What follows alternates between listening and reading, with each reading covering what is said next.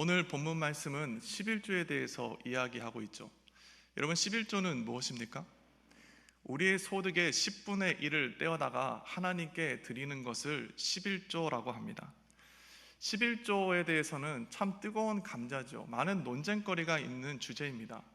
11조에 대해서 이야기할 때면 심지어 믿지 않는 사람들도 그 논쟁 가운데 끼어들어서 하나님의 말씀이 잘못됐네, 무엇이 문제네 라고 논쟁 가운데 들어가는 것을 종종 보게 됩니다. 만약 여러분이 옆 사람과 이 11조에 대해서 이야기를 하게 된다면 여러분 아마 깜짝 놀랄 겁니다. 왜냐하면 생각보다 11조에 대한 다른 의견들이 참 많이 있기 때문이죠. 그러나 놀라지 마십시오. 부부일지라도 이 11조에 대한 이해와 받아들이는 정도는 누구나 다 다르기 때문입니다. 그렇기에 저는 오늘 이 시간 여러분을 설득하기 위해서 이 자리에 서 있지 않습니다. 11조의 배경이나 기원에 대해서 설명드릴 생각은 추호도 없습니다. 다만 이 예배 시간에 집중하길 바라는 것은 하나님께서 왜 이스라엘 백성들에게 11조를 말씀하고 계시는지 하나님의 마음을 헤아려보는 이 예배 시간 될 수 있길 바랍니다. 당시 이스라엘 백성들 뿐만이 아니라 오늘날 세대도 마찬가지죠. 이 11조를 사람들은 듣기 싫어합니다. 그런데 하나님은 굳이 11조를 이스라엘 백성들 가운데 말씀하고 계시다라는 것이죠. 도대체 하나님은 그 마음속에 어떤 마음을 품고 계시는 것일까요? 11조를 이스라엘 백성들 가운데 말씀하시는 그 마음속 깊숙한 곳에 있는 마음, 첫 번째는 우리 스크린에 나가는 다 같이 한번 읽어보겠습니다. 시작. 하나님은 당신을 회복시키길 원하신다라는 겁니다. 하나님은 이스라엘 백성들을 회복시키시기를 간절히 원하고 있습니다. 당시 말라기 선지자가 활동하던 시기는 암울한 시기였죠. 바사 제국, 페르시아 제국에서 돌아와 무너진 예루살렘의 성전을 세우고 하나님을 향하여 열정적으로 예배하며 찬양하던 세대가 지나갔습니다. 많은 신학자들은 그로부터 50년에서 100년의 시간이 지나갔다라고 보지요. 당시 이스라엘 백성들은 그렇다면 그 부흥의 세대가 남겼던 믿음의 유산을 잘 간직하고 뜨겁게 예배하고 있었을까요? 참 안타깝지만 말라기서를 전체를 읽어보면 저들의 신앙은 모양은 있으나 생명이 없는 신앙 가운데 살아갔음을 보게 됩니다. 하나님을 제사하고 예배함에도 자신이 원하는 대로, 자신이 생각대로 하나님을 예배하며 살아갔던 말라기 시대의 이스라엘 백성들을 하나님 책망하고 있지 않습니까? 저들의 삶이 어떠했을 것 같습니까? 물에 젖어 진짜 숯불이 재가 되어버린 것 같은 신앙 가운데 저들의 신앙은 비참했겠지요. 하나님의 말씀은 아니 그 말씀으로 주변 사람들에게 상처를 입히고 정죄하고 비판하며 하나님을 향한 원망에 가득한 말들만 쏟아내던 것이 당시 이스라엘 백성들 아니었겠습니까? 저들의 삶이 내부적으로만 그럴 뿐 아니라 사실 당시 이스라엘 백성들은 주변 나라국들 가운데에 짓밟히며 살아가는 시대를 살아갔었죠. 이처럼 환난 가운데 살아가는 이스라엘 백성들을 하나님께서는 가슴을 치며 보셨습니다. 그리고 다시 한번 말라기 선지자를 통하여 그 땅 가운데 부흥을 약속하시죠. 하나님이 택한 종 말라기를 통하여 주님 말씀하십니다. 오늘 말라기 3장 7절 말씀인데 다 같이 읽어보겠습니다. 시작. 만군의 여호와가 이르노라 너희 조상들의 날로부터 너희가 나의 규례를 떠나 지키지 아니하였도다. 그런즉 내게로 돌아오라 하였더니 아멘. 잠시 말씀을 좀 띄워놔 주시겠습니까? 하나님께서 이스라엘 백성들 가운데 말씀하십니다. 너희가 나의 규례를 떠났다, 나의 품을 떠났다 라고 이야기합니다. 그리고 너희에게 어디로 오라고 말씀하고 있습니까? 내게로 돌아오라 말씀하고 있습니다. 만약 이스라엘 백성들이 하나님 품으로 돌아가기만 하면 하나님께서 저들의 삶을 축복하시겠다는 것이죠. 저들이 부흥을 경험하기 위해서 해야 되는 것이 무엇입니까? 바로 하나님 품으로 돌아가는 일이라는 것입니다. 그렇다면 하나님의 이러한 초청 가운데 이스라엘 백성들은 어떻게 반응했을까요? 계속해서 말라기 3장 7절 말씀을 읽어보겠습니다. 내게로 돌아오라 하였더니 너희가 이르기를 우리가 어떻게 하여야 돌아가리까 하는도다. 아멘. 하나님께 돌아가고 싶은데 우리도 다시 한번 하나님께 눈물을 흘리며 주님을 찬양하는 마음으로, 기뻐하는 마음으로 예배하고 싶은데 어찌 내가 하나님께 돌아갈 수 있습니까? 라고 이스라엘 백성들이 물었다라는 것입니다. 우리의 삶도 그렇지 않습니까? 하나님께 다시 한번 뜨거운 마음으로 주님을 기뻐하는 예배를 드리고 싶은데 우리의 삶이 어찌 해야 할지를 모를 때가 있다는 것입니다. 그때 하나님께서는 이스라엘 백성들 가운데 말씀하십니다. 주님 말씀이죠. 8절 말씀 제가 읽어보겠습니다. 사람이 어찌 하나님의 것을 도둑질하겠느냐? 그러나 너희는 나의 것을 도둑질하고도 말하기를 우리가 어떻게 주의 것을 도둑질하였나이까 하는도다. 이는 곧 11조와 봉헌물이니. 아멘. 이스라엘 백성들이 무엇을 했다라는 겁니까? 하나님의 것을 훔쳤다 말씀합니다. 충격적인 선언이죠. 당시 이스라엘 백성들이 하나님께 온전히 11조를 드리지 못하고 있었습니다. 봉헌물을 하나님께 온전히 드리지 못했다라는 것이죠. 여러 가지 이유가 있을 것입니다. 시대적으로 가난한 시대였고 저들의 삶이 공고했을 것입니다. 근데 하나님께서 그렇게 온전히 11조를 드리지 못하는 이스라엘 백성들을 향하여 저들이 하나님의 것을 훔쳤다라고 죄로 간주하고 있다는 것입니다. 너무나 충격적인 선언이죠. 이 말씀을 듣고 당시 이스라엘 백성들은 이 말씀을 받아들이는 사람도 분명히 있었을 것입니다. 그러나 대부분의 이스라엘 백성들은 이 말씀을 들었으나 그 마음에 받아들이지 못했겠죠. 여러분, 근데 이때 중요한 것이 있습니다. 그때 하나님이 이스라엘 백성들 가운데 11조를 말씀하신 이유는 하나님의 마음속 깊숙한 곳에 어떠한 생각이 있었다고요? 저들의 삶을 회복시키기를 간절히 원해서였다라는 것입니다. 하나님께서 우리에게 수익의 10분의 1을 달라고 하니까 우리는 하나님이 돈을 달라고 하는 줄 압니다. 하나님이 지금 돈을 원하고 있습니까? 하나님이 달라고 하는 것은 사실 돈이 아닙니다. 하나님이 원하시는 것은 그의 사랑하는 신부의 마음이죠. 바로 하나님이 사랑하는 자녀들의 마음, 그의 시선과 영혼이 다시 한번 주님께 돌이켜 하나님만을 사랑하기를 간절히 원하고 있는 것입니다. 하나님은 이미 이 세상을 말씀으로 창조하셨습니다. 그리고 우리가 하나님께 드리나 안 드리나 이미 모든 것은 하나님께 속한 것입니다. 하나님께 이미 속하였는데 하나님이 굳이 우리에게 왜 돈을 달라고 하겠습니까? 하나님께서 돈을 달라고 하니 우리는 돈을 달라고 하는 줄 압니다. 그러나 하나님이 진정 원하시는 것은 돈이 아니요 바로 우리 신부된 우리의 마음과 우리의 영혼이라는 것입니다. 저희 집 막내딸 해나는 아이스크림을 참 좋아했습니다. 둘째 딸은 아이스크림으로 키웠다라고 해도 틀린 말이 아닙니다. 그만큼 아이스크림을 좋아했습니다. 어린 시절엔 더 좋아했었죠. 어느 날은 아이스크림을 사줬는데 너무나 맛있게 먹고 있는 것입니다. 근데 그 모습을 볼 때 제 마음속에 한 가지 궁금한 것이 생겼습니다. 그래서 제 딸에게 물어봤죠. 해나야, 아빠한테 그 아이스크림 한 입 줄 수 있니? 그러자 제 둘째 딸 얼굴이 심각해지는 것입니다. 그리고 잠시 고민을 하더니 큰 결단을 한 것처럼 숟가락을 아이스크림에 깊숙이 꽂아놓고 한 입을 가득 떠서 제게 주면서 말하는 것입니다. 아빠 먹어봐, 맛있어.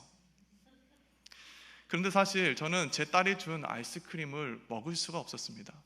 왜 먹을 수 없었는지 아십니까? 제 딸이 주는 아이스크림이었기에 가슴이 벅차서 못 먹은 것은 아닙니다. 제가 먹지 못했던 이유는 제 딸의 침과 녹아버린 아이스크림에 죽처럼 변한 것을 저는 차마 제 입에 넣을 수가 없었기 때문입니다. 하나님도 마찬가지 아니겠습니까? 하나님이 우리에게 10분의 1을 달라 하시는 것은 하나님이 그 돈을 없으면은 이 세상에 하나님의 나라를 이루지 못하기 때문입니까? 그것 없으면 하나님께서 이 세상에 살아가지 못하기 때문에 우리에게 10분의 1을 달라고 하는 것입니까? 아니죠. 하나님께서 진정 원하시는 것은 돈이 아니요 하나님의 사랑하는 신부의 마음입니다.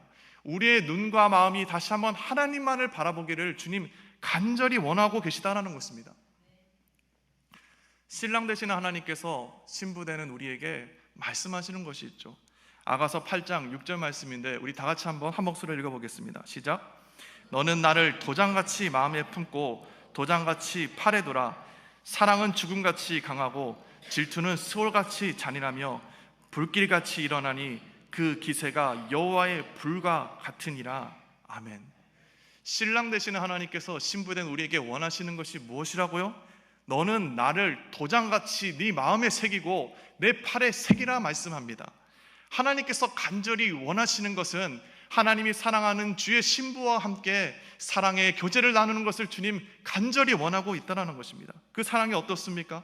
사랑은 죽음같이 강하고 질투는 수월같이 잔인하며 불길같이 일어나니 그 기세가 여호와의 불과 같으리라.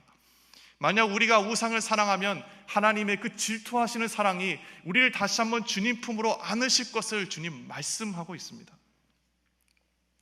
계속해서 아가서 8장 7절은 다음과 같이 이야기하죠.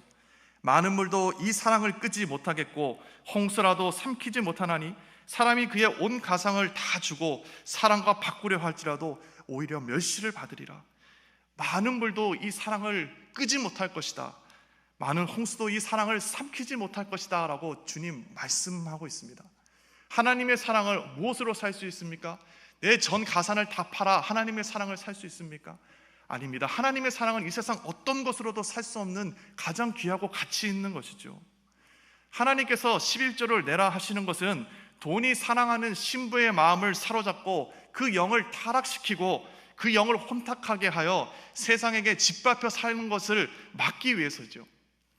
돈이 교회를 타락하게 하고 돈이 성도를 타락하게 하고 돈이 신부의 순결을 빼앗아 가기 때문에 하나님께서는 그 돈을 버리라고 말씀하고 있는 것입니다. 여러분, 돈을 주인 삼지 마십시오. 돈을 주인 삼으면 우리는 이 세상 가운데 짓밟혀 살 수밖에 없습니다. 돈을 주인 삼아 살면 여러분은 그것을 소유하지도 못할 것이며 그저 짓밟혀 살아가는 인생 된다는 것입니다. 내 인생이 무엇을 바라고 무엇을 구하며 살아가고 있는지를 돌아보시기 바랍니다. 여러분, 오늘 하루 생각하며 구하던 것이 무엇입니까? 혹시 돈은 아니었습니까? 우리 인생이 소진해가며 우리의 생명을 소진해가며 얻고자 하는 것이 무엇입니까? 혹시 돈은 아니었습니까? 만약 그렇다면 우리의 삶에 이 돈을 섬기고 사랑하는 마음을 우리 삶에서 끊어내어 다시 한번 우리의 영과 혼이 주님만을 바라보며 주님만을 섬기며 살아갈 수 있기를 예수 그리스도 이름으로 축복합니다. 나는 11조를 냈으니까 이제 하나님께 할 일 다 했어 라는 생각도 잘못된 생각입니다. 11조를 내었어도 여전히 내 마음과 생각이 하나님께 가 있지 않고 돈에 가 있다라면 그 11조는 아무런 의미가 없는 것이죠. 왜 그렇습니까? 하나님께서는 처음부터 11조를 통해서 돈을 원한 것이 아니기 때문입니다. 하나님이 그토록 원하시는 것은 돈이 아니라 신부된 우리의 마음이라는 것입니다. 돈이 우리 인생 가운데 필요 없다는 것이 아니고 돈은 제자된 우리의 삶에도 꼭 필요합니다. 우리가 입고 있는 옷, 우리가 오늘 배고프지 않은 것도 다 돈으로 사고 먹은 것 아닙니까? 제자인 우리의 삶에도 돈은 반드시 필요합니다. 그러나 이 돈을 주인 삼아 살지 말라는 것을 주님 말씀하고 있는 것이죠. 하나님은 신부인 우리의 삶을 온전히 소생시키고 회복시키시기를 원하십니다. 신부가 축복받을 수 있는 유일한 길은 무엇입니까? 그것은 내가 신랑보다 더 사랑하는 것들을 버리고 다시 한번 나를 사랑하시는 신랑의 품으로 돌아가는 것 아닙니까? 내가 생명 다해 사랑할 사람이 누구인지를 깨닫고 그분만을 사랑할 때 신부의 삶은 변화되고 축복을 누리게 된다는 것입니다. 내 삶의 주인이 누구인지에 따라 우리의 삶은 완전히 달라집니다. 만약 여러분이 세상을 주인 삼고 돈을 주인 삼아 살아가면 여러분은 먹을 것이 없어서 쥐염열매를 구하고자 하나 얻지 못할 것이고 학대받을지라도 아무도 돌보지 않는 인생 가운데 살아가게 될 것입니다. 그러나 우리가 참된 신랑 되시는 하나님 품에 안기기만 한다면 하나님께서는 우리를 존귀하게 여기시며 우리의 삶에 모든 필요한 것을 공급하시고 축복과 사랑을 우리에게 부어주실 것이라는 것입니다. 여자는 언제 가장 아름답습니까? 오늘 이 예배당에 오신 여성분들 너무 아름다운 것 같습니다. 근데 사실 예배 드릴 때 또 혹은 더 가장 아름다울 때가 있죠. 여자가 언제 가장 아름답습니까? 여자가 가장 아름다울 때는 사랑을 받을 때입니다. 특별히 신랑을 만나 아낌없는 사랑을 받으면 여자는 변화되게 되어 있죠. 제게는 연년생인 여동생이 하나 있습니다. 어린 시절 저는 좋은 오빠였을까요?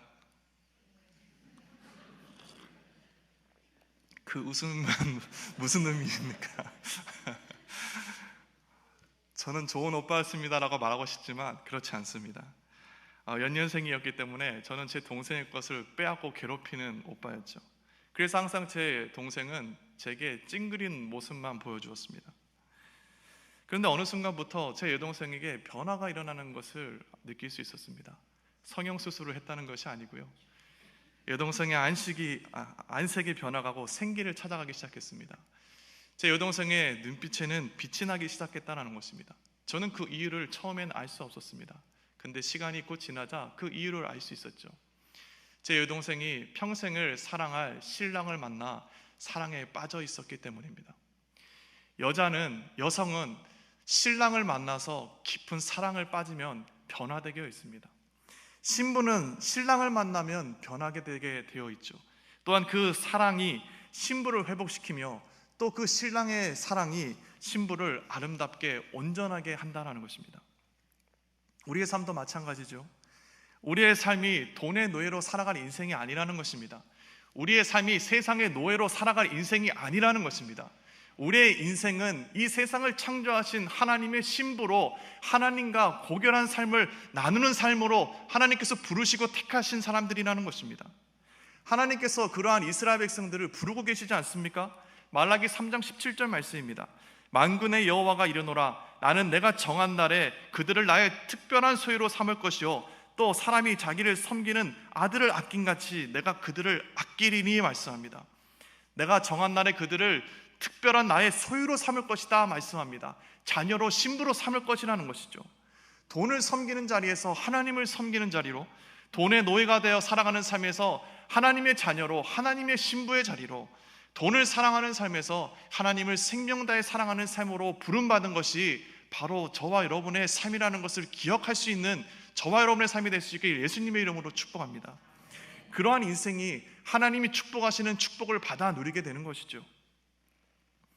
참된 신랑 되시는 하나님의 사랑이 신부를 온전케 한 사건이 성경에 기록되어 있습니다.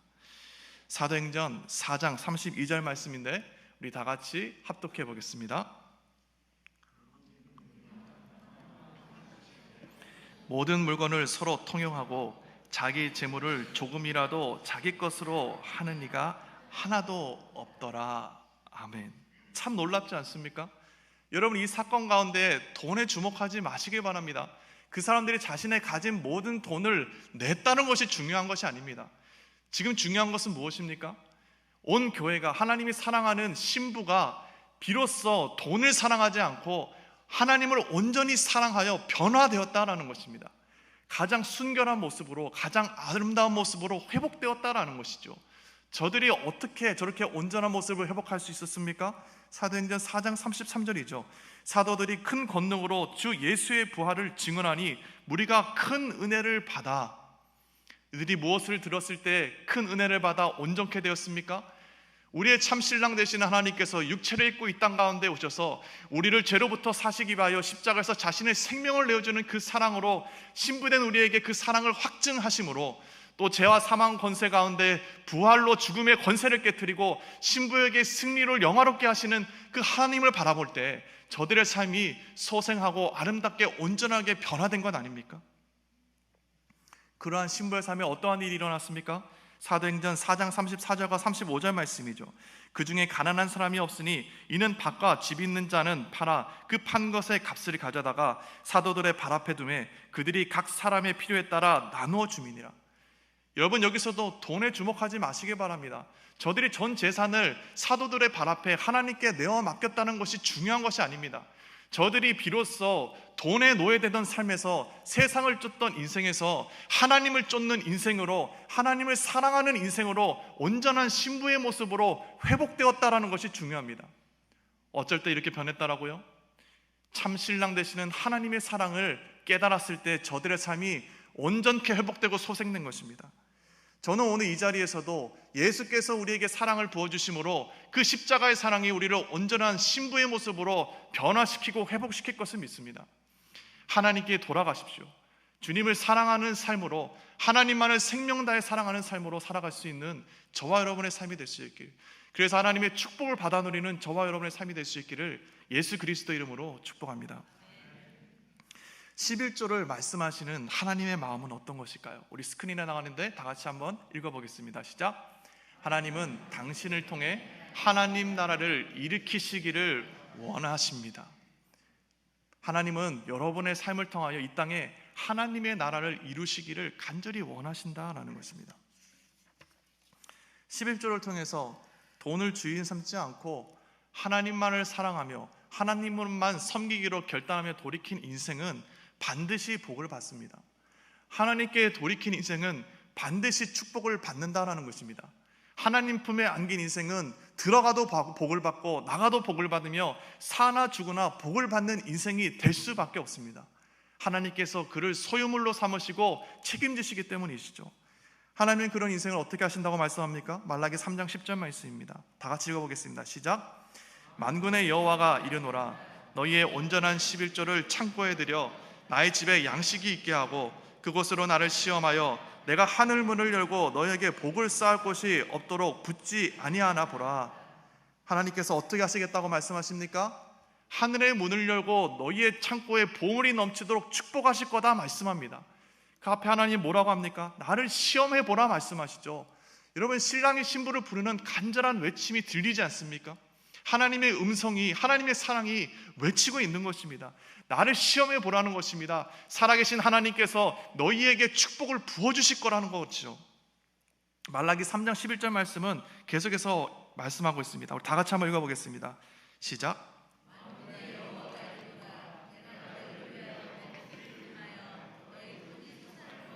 쓰지 못하게 하며 너희 밭에 포도나무 열매가 기한 전에 떨어지지 않게 하리니. 돈을 쫓지 않고 하나님을 쫓아 사는 인생, 하나님이 어떻게 하신다고요? 메뚜기가 우리의 토지 소산을 침범치 못할 것이라고 말씀합니다. 세상의 풍파가, 세상의 핍박이, 세상의 죄와 유혹이, 세상의 조롱과 비웃음이 결단코 신부된 우리의 삶을 침몰시키지 못할 거라고 주님 친히 말씀하고 있습니다. 또한 포도밭에 열매가 기한이 떨어지지 않게 한다 말씀합니다. 포도밭에 열려있는 포도송이들이 폭풍우와 비바람과 서리 가운데 땅에 떨어지지 않게 하실 거다 주님 친히 약속하고 계신 것이죠. 예수 그리스도 안에 신랑 되신 주님 품 안에 살아가는 제자의 삶에 하나님께서 반드시 열매를 맺게 하겠다는 것입니다. 여러분, 이러한 축복이 누구 가운데 있다고요? 하나님만을 사랑하며 주님만을 생명 다해 사랑하는 신부의 삶에, 교회의 삶에, 제자의 삶에 이러한 약속들이 이루어질 거라는 것입니다. 바라기로는 저와 여러분의 삶이 이 축복을 받아 누리는 제자의 삶 살아갈 수 있기를 예수님의 이름으로 축복합니다. 이미 말라기 3장 17절에서 말씀하셨죠.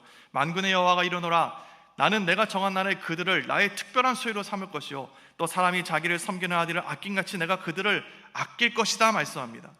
하나님을 섬기는 인생, 하나님만을 사랑하는 인생이 바로 이런 축복을 받아 누린다는 것입니다. 사실 이것은 말라기에서만 하시는 말씀이 아니시죠.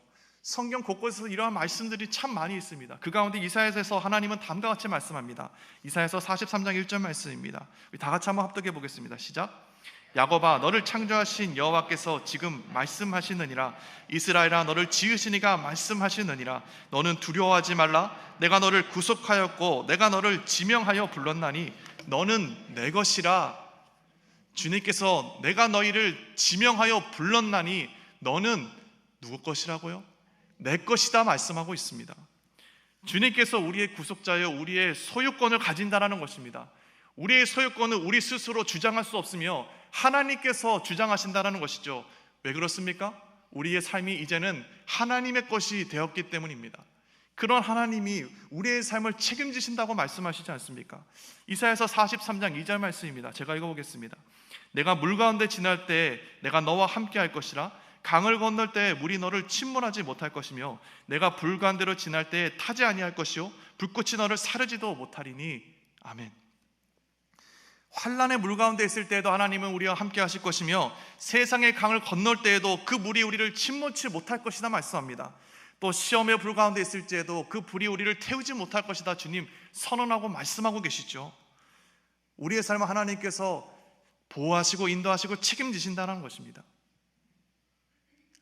우리가 신경 써야 될 것은 우리 바깥에 우리를 위협하는 세상이 아닙니다. 왜 우리가 세상을 바라보며 염려하며 두려워합니까? 우리가 신경 써야 될 것은 세상 바깥에 있는 것들이 아니야 우리 안에 있는 것이죠. 우리와 함께 하시는 하나님을 바라보지 못하게 하는 우리 삶에 우상이 있지 않는지 돌아보아 그 우상을 정결하게 깨끗하게 우리의 삶에서 치워내고 하나님만을 바라보는 우리의 삶이 될 수 있도록 힘써야 되는 것입니다.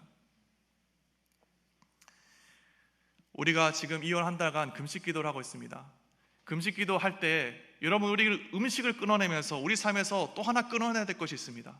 그것은 바로 하나님보다 더 사랑하는 우상이 있지 않는지를 돌아봐 우리 삶에서 끊어내야 될 것입니다.